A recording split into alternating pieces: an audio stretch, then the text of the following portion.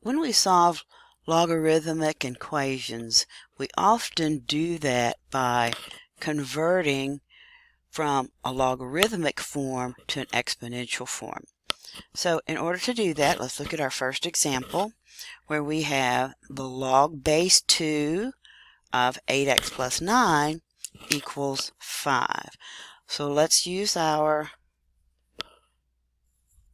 we know about converting between logarithms and exponential form.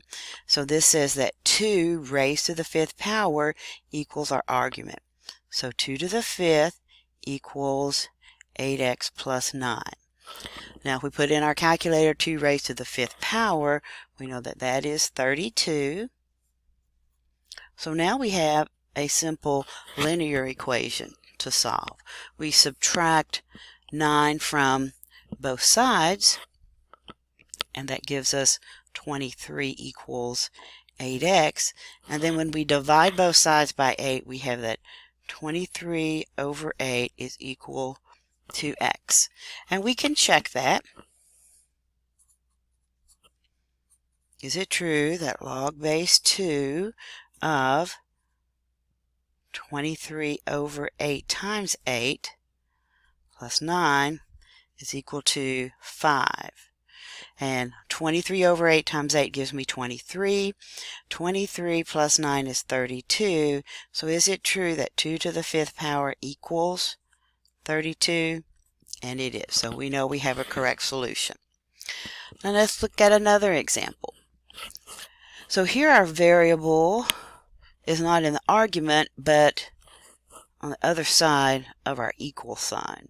So still we're going to rewrite this in exponential form. So we have 4 raised to the 2x plus 2 power, and that equals our argument of 256.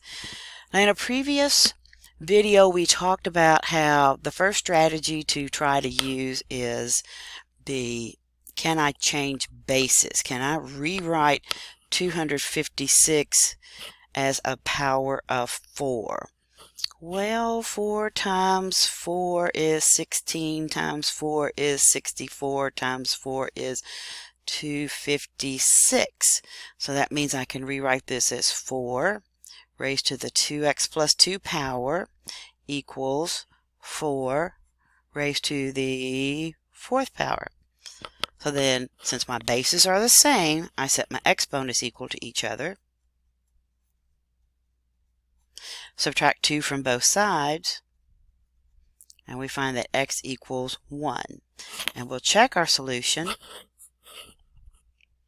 Is it true that log base 4 of 256 is equal to 2 times 1 plus 2? So is 4 raised to the 4th power equal to 256? And it is. So we know that that one is true as well.